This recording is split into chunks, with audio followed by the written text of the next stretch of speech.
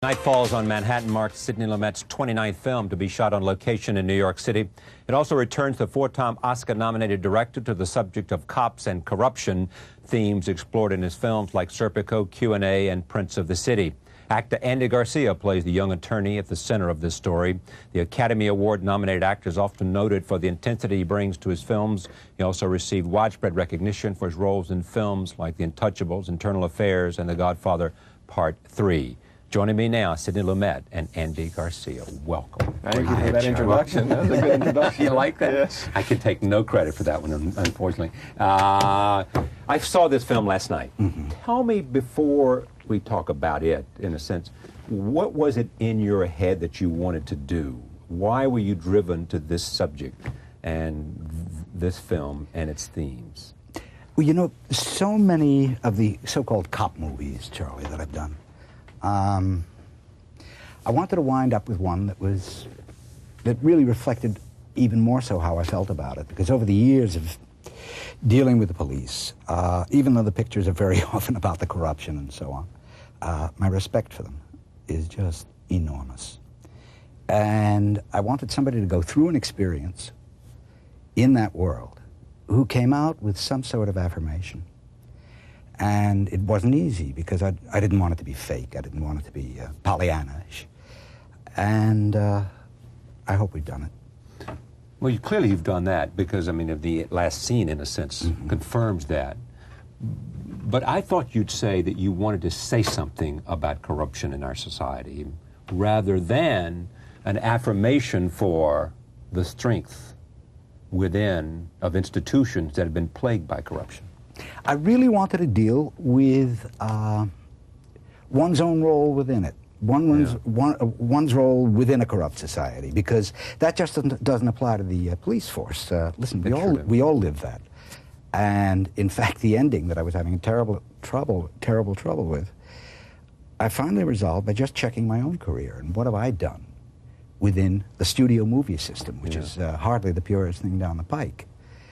And did you find moral choices you had to make? All the time, daily. As I'm sure you do, Charlie. I mean, you must have been offered by now every network, every, you know, you name it. And you choose to stay with what you're doing because, and it is a choice. You're turning down money, you're turning down a certain kind of notoriety, and you're keeping yourself, for want of a better word, pure. Well, free is the word. Yeah. It's the word. Yeah. Well, same thing. Yeah, no, it is. And with all that you can do, what was it that attracted you to the character? Give us a definition, a sense of how you saw it. Well, obviously to work with Sidney. I mean, when he called, I was a fan for many years, and his movies had affected me tremendously. And when I first started to study acting, obviously his movies were at the forefront of the kind of things that I looked to and the kind of things I wanted to get involved in. That things were about some issues that were important and that made you think and can affect you in a certain way that has a resonance and a residual effect in your life. So that was the principal reason, because I hadn't read the material. I wasn't aware of the picture until Sidney called. Did you say yes right away before he even... I guess so. I mean, emotionally, yes, although I hadn't read the material. It's very hard to be useful to someone until you read the material and say, I really identify, you know, he could be doing something that I don't agree with, you know, and then I said, God, that was unlucky for me. But in this case, it was very easy to admire Sean Casey, who he was and what his struggles were, and it was very easy for me to identify with him and try to get behind him. Just before we see a clip, in which is a conversation between he and his father, I think, tell me who he is for the benefit of the audience. Who is Sean Casey, the character you play, you know, and what is he going through in this film? Well, I think he starts, you know, he's basically a gentleman my age, maybe a little younger, who has been a street cop for most of his career, and he's been studying to be a lawyer at night, and he finally got that degree, and he switched over into the ADA pool in the city of New York.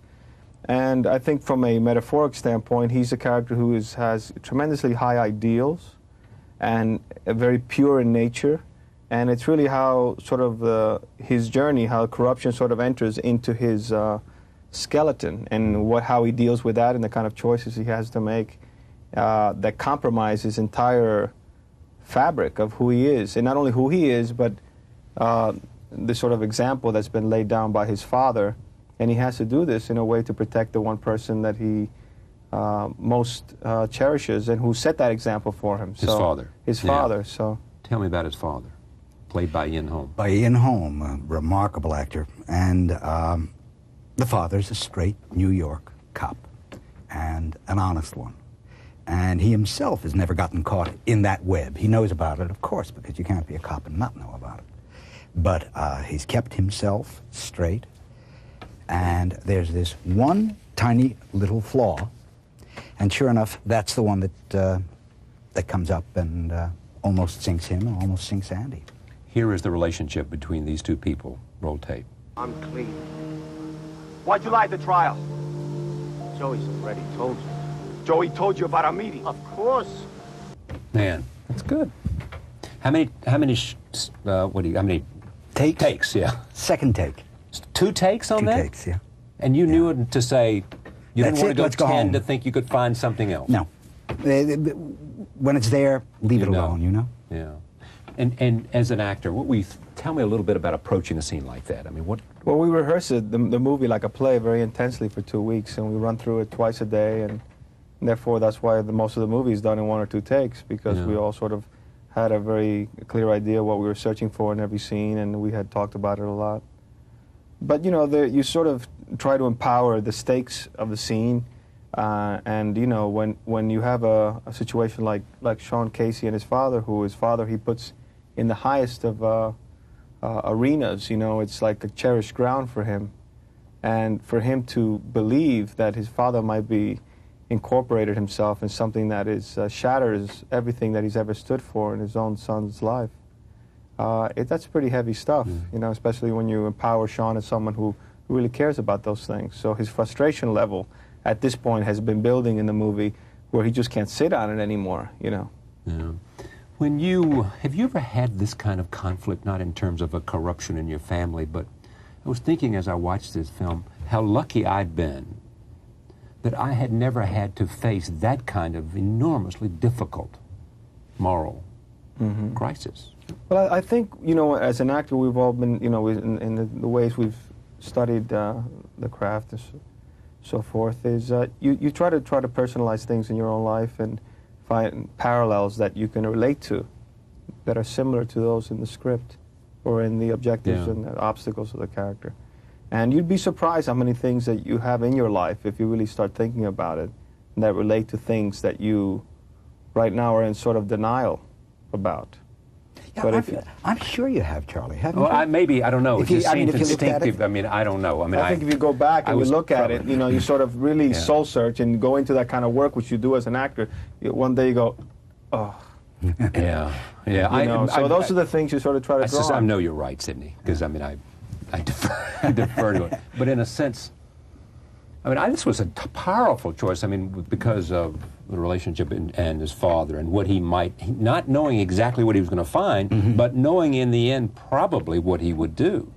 You know, we ran into that same kind of thing, that same kind of choice in The Blacklist. That's what I'm sure, and that's what I thought about when you were saying choice. Right, because there may not have been father or brother, but it was best friends, it was people that you'd worked with all your life, and you know, that's a family too. The people that you've worked with become a family. Sure. Yeah.